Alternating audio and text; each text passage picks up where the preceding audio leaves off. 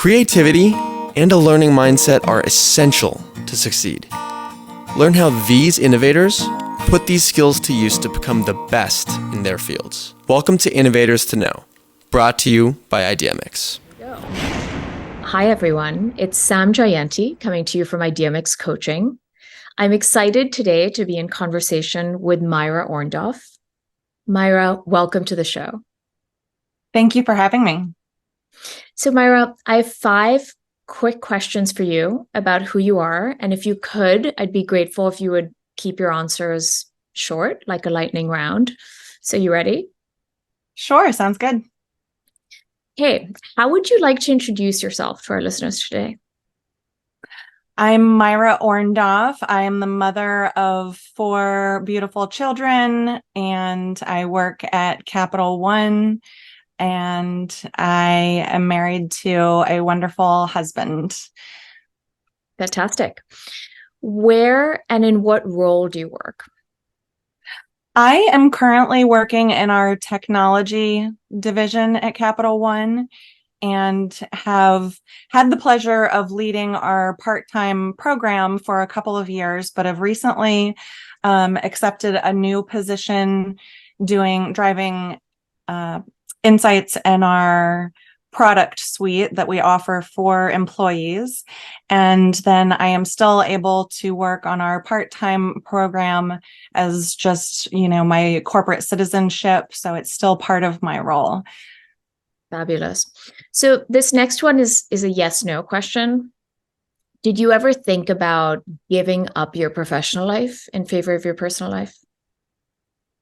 Absolutely. There have been 2 times where I was almost pretty much decided that I was going to give up work for personal life.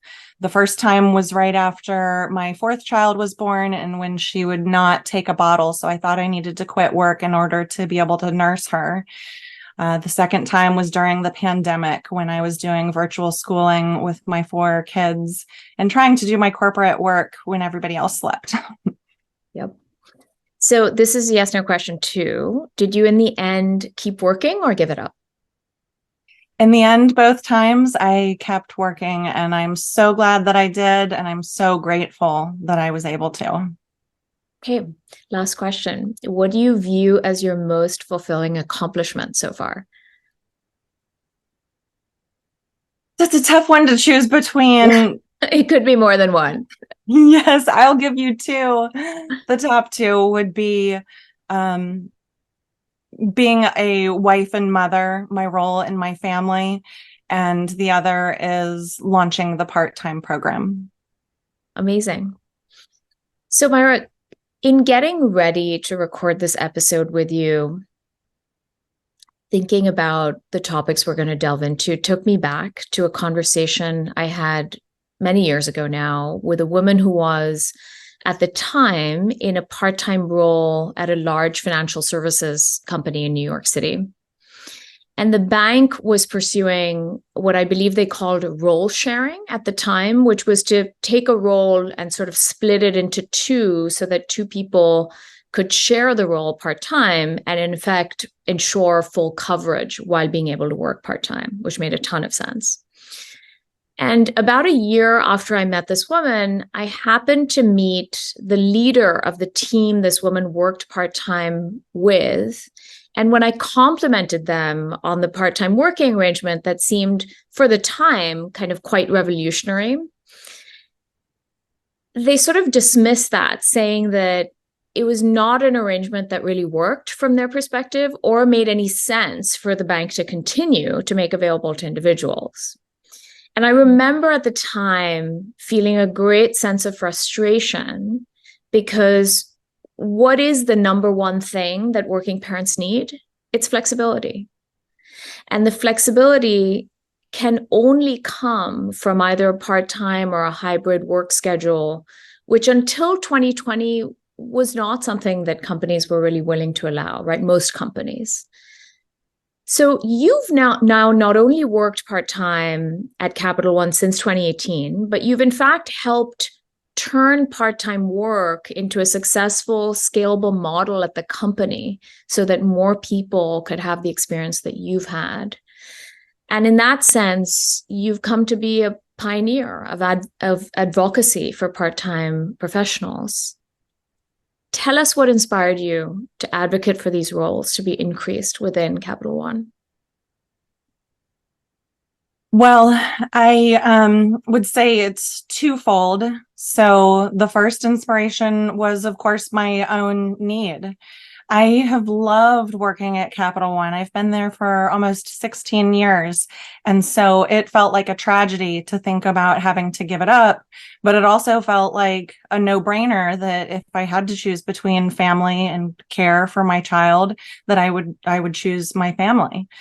So I had the personal inspiration. And then also in my work at Capital One, I had done work trying to support our goals of increasing the diversity. Excuse me.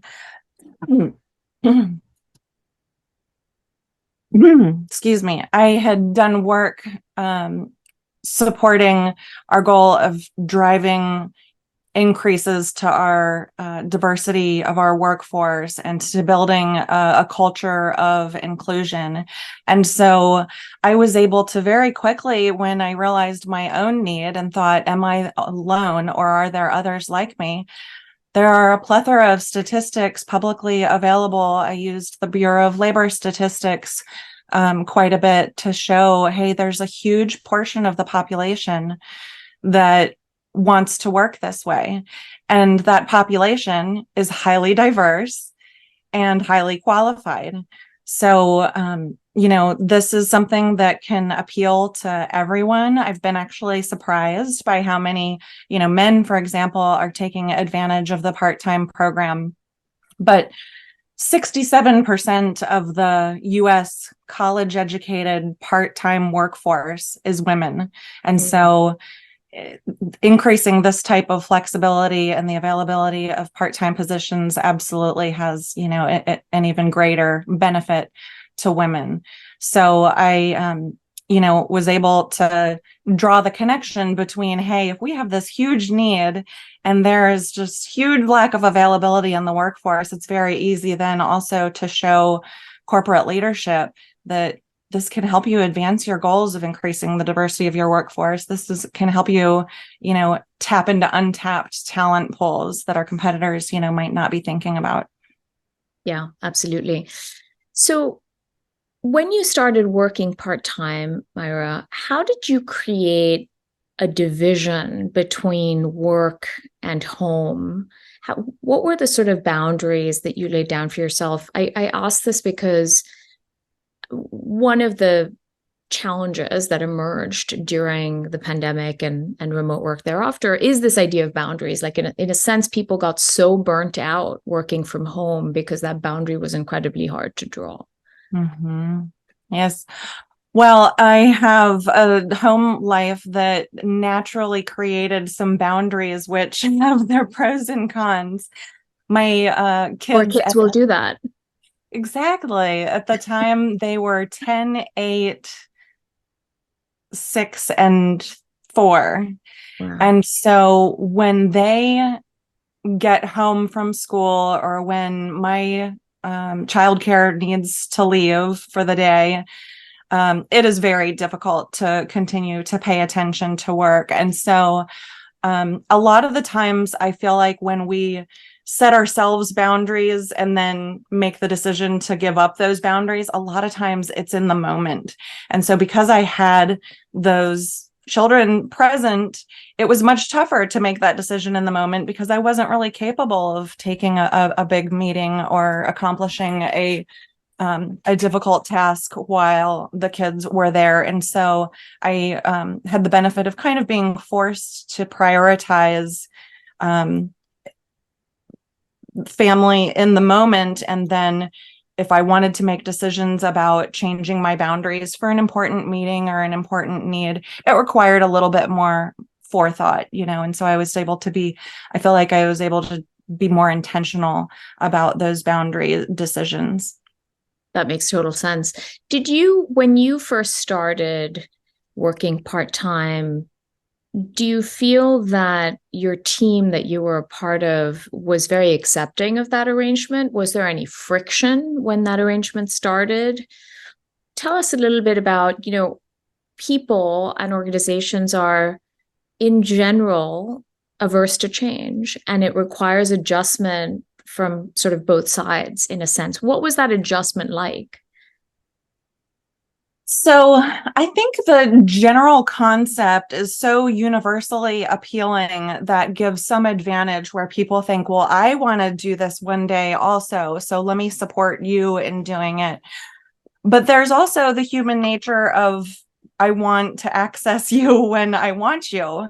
Sure. And so I have always, in new relationships, new working relationships, or in a new, part-time arrangement, because I've done part-time arrangements in 2 separate occasions. And so I tried to invest a little extra in the early stages of that relationship and establishing that trust that my intent is to be available, and to be collaborative, and to particularly in those really tough moments where, people want to know that they can count on you when the going gets tough.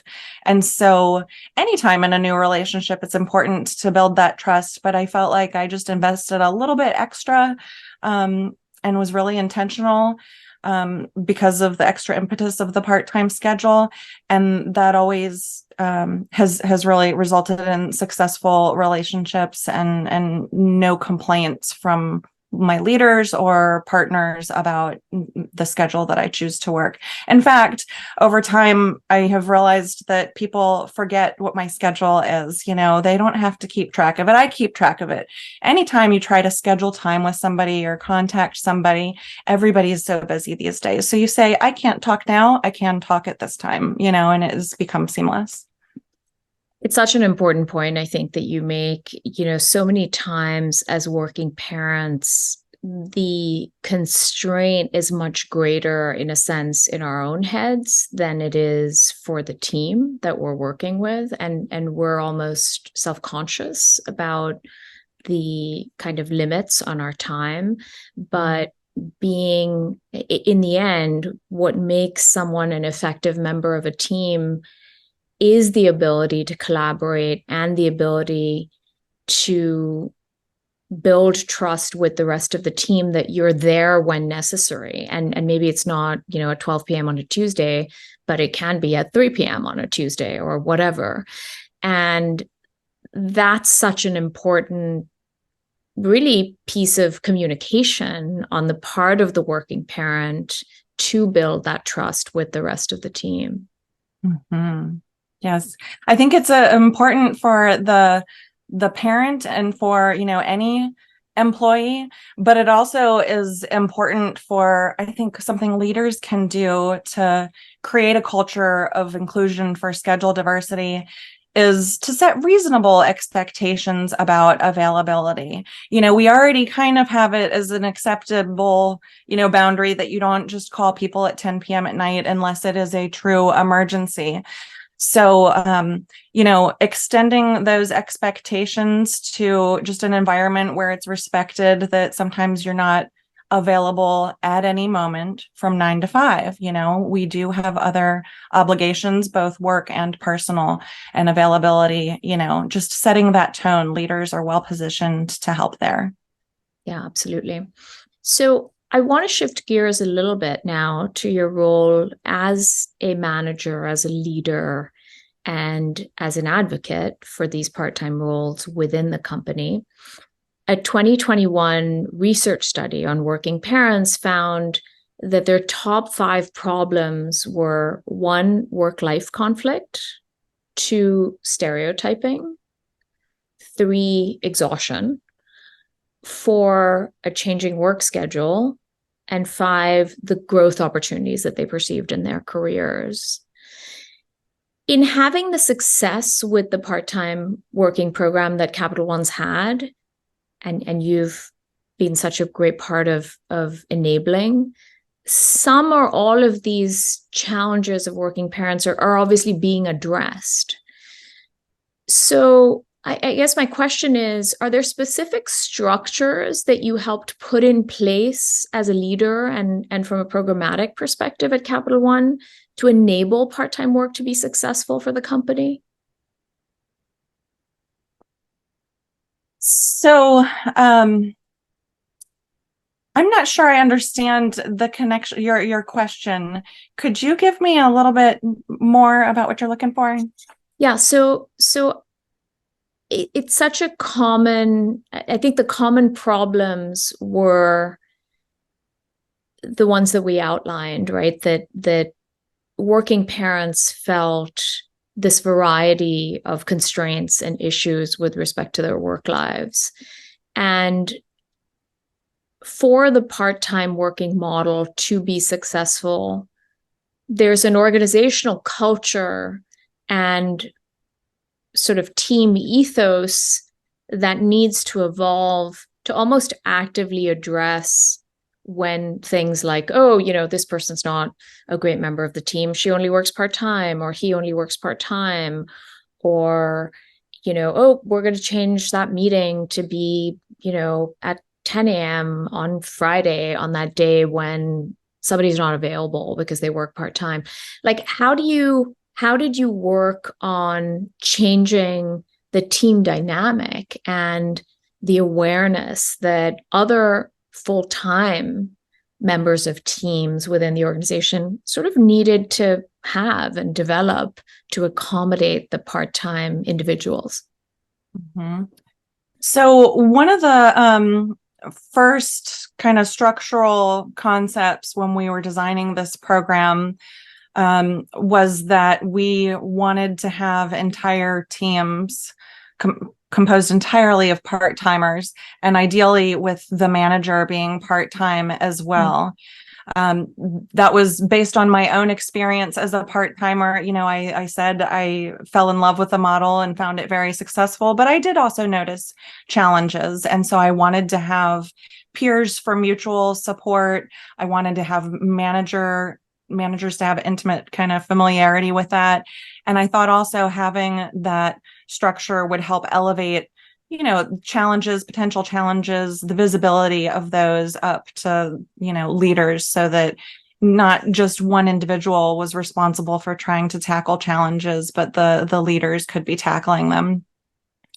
The other thing that did was create this environment where the team was looking for team meeting schedules that would work for the most people, and developing some practices about scheduling. So for example, the teams have started compiling little notes, best practices about how they manage their team calendars. People will have a change in their scheduling needs. Things change all the time. And so how often do you change your team ceremonies that you have scheduled every week to accommodate an individual? You don't want to do it, every time one happens. Maybe you want to do it monthly or quarterly. And so they've developed some best practices, guidance on those things. We launched some training for managers that were going to participate in the program to help initially raise their awareness and anticipation of some of these things. And then we've updated that over time with the best practices as they have been developed.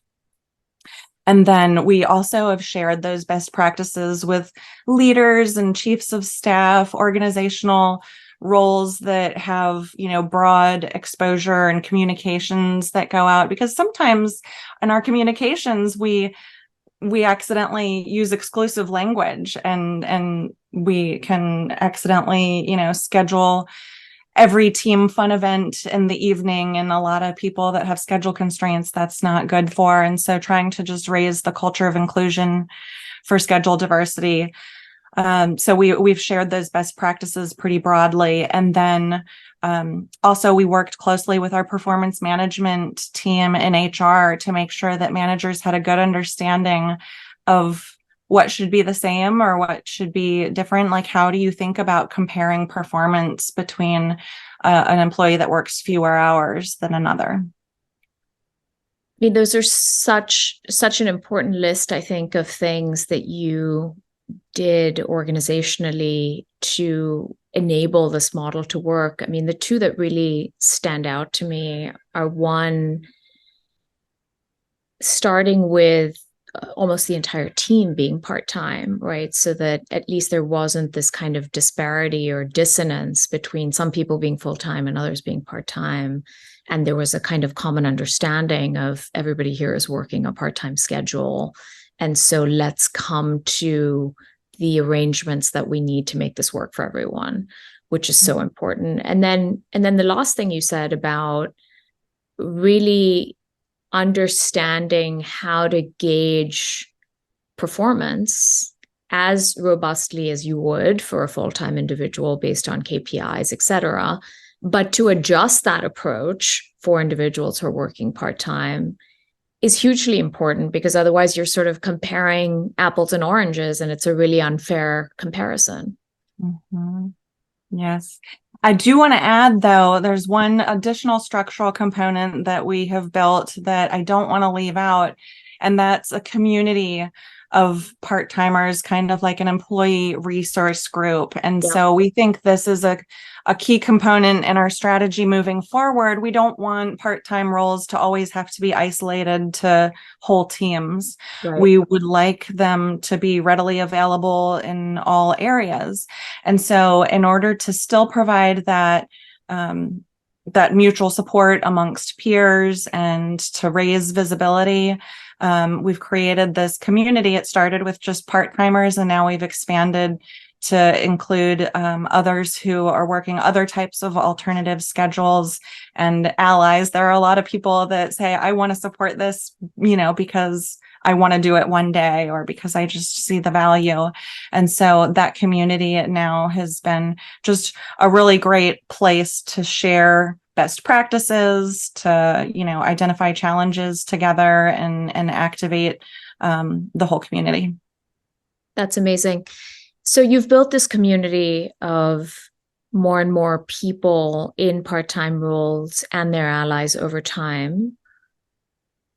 Tell us, what was hard about getting this started at the beginning? What were the challenges? Well, one was very personal in that, when you're told no,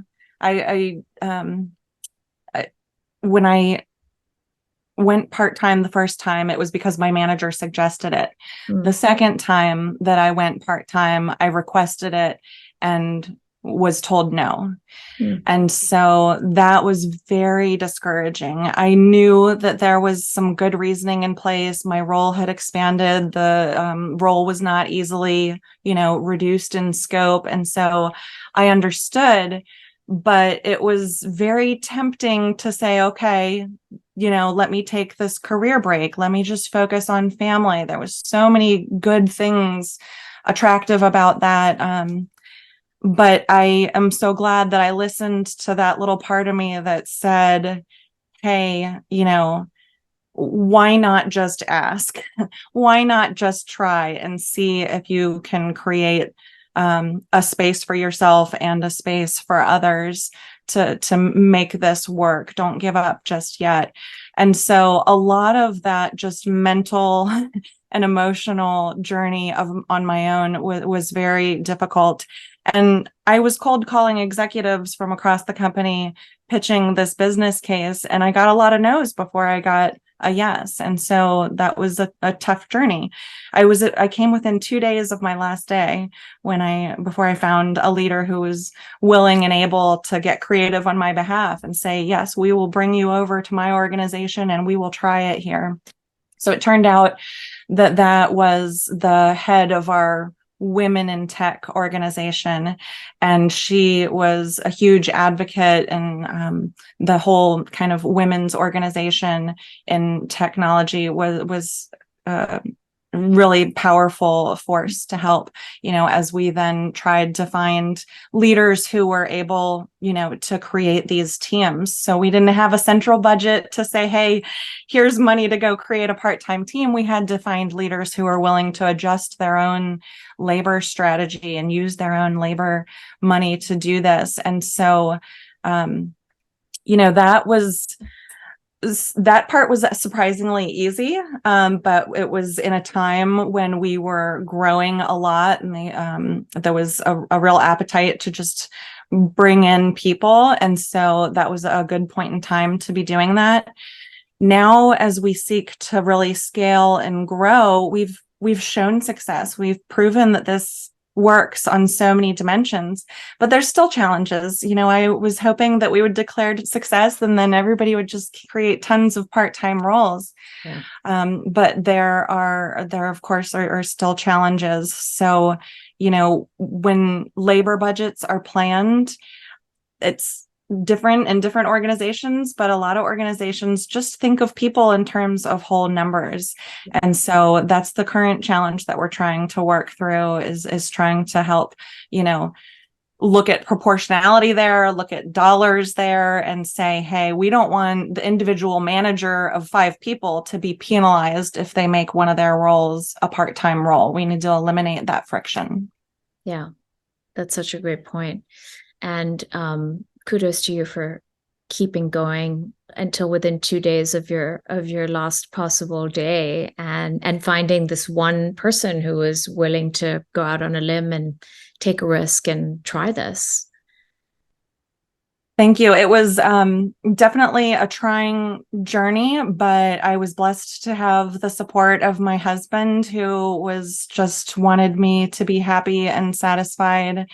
And it's one of those experiences that's reinforced in my own mind the idea that sometimes our trials are our best moments and our defining moments, where you can really figure out what's important to you and double down on that. Absolutely. So, Myra, as you know, at IdeaMix, we spend almost all of our time on delivering high impact coaching outcomes for as many individuals and organizations as possible so that they can achieve their personal and professional goals. What role has coaching played in your life and career? So I was very blessed to have a coworker who was learning to become a coach offer to do some coaching sessions with me, and as a help to both of us, to help her practice as a coach. And of course, I benefited tremendously. I feel like the biggest benefit to me was understanding my own motivations better. I think it is so easy in this life as human beings to there's always demands on us, and we are built to try to work with others and optimize for the group. And so I will go, and still to this day, even after learning this lesson, I will go stretches of time and then suddenly realize, hey, why am I doing this? Particularly things that stress me out or don't seem to be paying off. Why am I doing this? Is it really worth it to me? And so that was a short-term coaching engagement, but that framework that was used has proven so useful for me to repeat now in those moments when I see I need some personal reflection. I need to revisit my goals and priorities. You're Myra, like a perfect ad for coaching in a sense, because it is exactly those frameworks and behavioral change that coaching tries to really help each individual with. And we all kind of come to it in different ways. But the ability to incorporate that for ourselves going forward really changes the way that we look at bumps in the road or problems we encounter, because there are always lots of those, but we are able to sort of handle them and tackle them much, much better as we go forward. Yes, absolutely. I'm really grateful to have those tools. And, while there are like you said, always bumps in the road. There are always stressful times. And during those stressful times, I particularly am prone to doubting myself. Should I really keep pitching this idea when I've already gotten this many no's? This is a moonshot, So I have a lot of self-doubt in those tough moments. And so having that tool set really helps me say, okay, I've been through times like this before. I trust the tool set. Let me use it as best as I can. And then I need to go ahead and just trust. And I'm a Christian. And so I trust God. I trust my tools, and I trust my support system that I have around me. Like I said, I have got a wonderful support system. And so we really have to, I particularly really want to make those long shots in life, and really ask for what I need and shoot for it. Amazing. So last question, Myra. What advice would you give to working parents who struggle with work-life balance and as a result often end up giving up on their careers? The advice I frequently I give, because many people reach out to me within Capital One and say, hey, how did you do it? How can I'm thinking about going part-time. I'm thinking about asking for it. And the advice I give is to really take a look at what is causing the work-life friction and what is already within your control to manage better.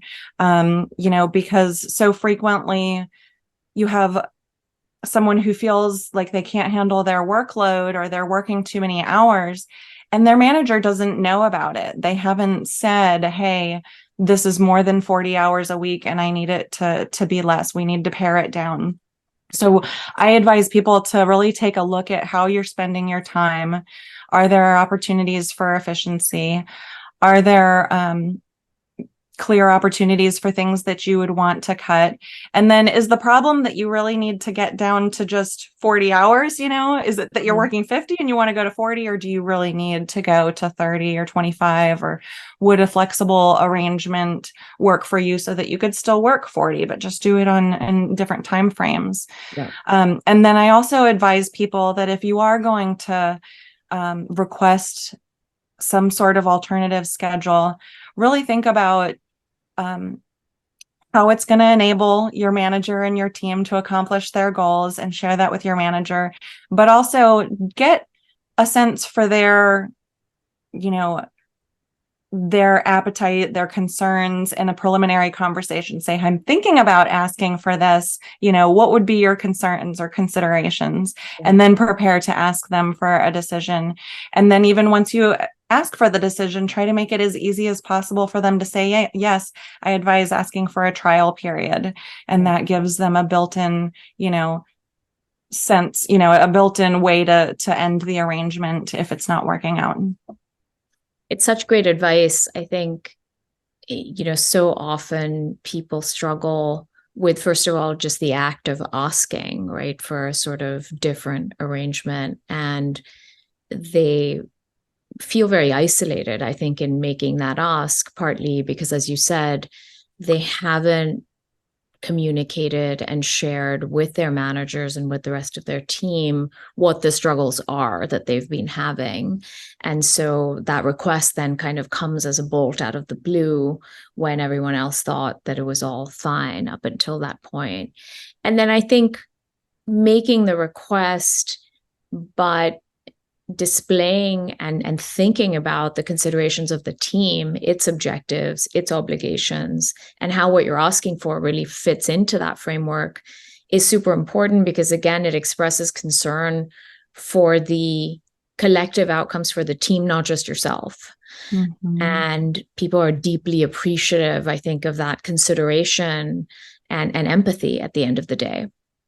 Yeah, I think it really builds confidence that you are invested in making it work and ensuring that the team isn't going to suffer. I think it's also really valuable to have a conversation about what's going to happen if there's an emergency, a need to make an alteration, if either it's on the work side or the personal side, how are we going to handle those needs? And have kind of a plan ahead of time, because we know that they will come. Absolutely. Myra, amazing. Thank you so much for being here with us today. We're so thrilled with the impact that you've had and continue to have, both within Capital One, but also broadly through these conversations just like today, because so many organizations, I think, are where you were back in 2018 and where Capital One was back then, and struggling to navigate this, not because of a lack of intention, but I think because of the genuine struggle of how do you create the organizational cultural change to make part-time work possible, and in fact more the norm than simply the exception within the workplace. And so it's a really incredible effort, and thank you for joining us today. Thank you so much for having me. It's been a real pleasure to speak with you, and I would love to make the offer to any of your listeners that may be trying to build the business case for doing something similar in their organization. Like I said, the components of my business case were largely sourced from publicly available information, and I'd be happy to share some of that information. And I just really enjoyed our conversation today. So thank you so much for having me. Thank you. All right. Thanks for listening. Please subscribe wherever you listen and leave us a review. Find your ideal coach at www.theideamix.com. Special thanks to our producer, Martin Maluski, and singer-songwriter Doug Allen.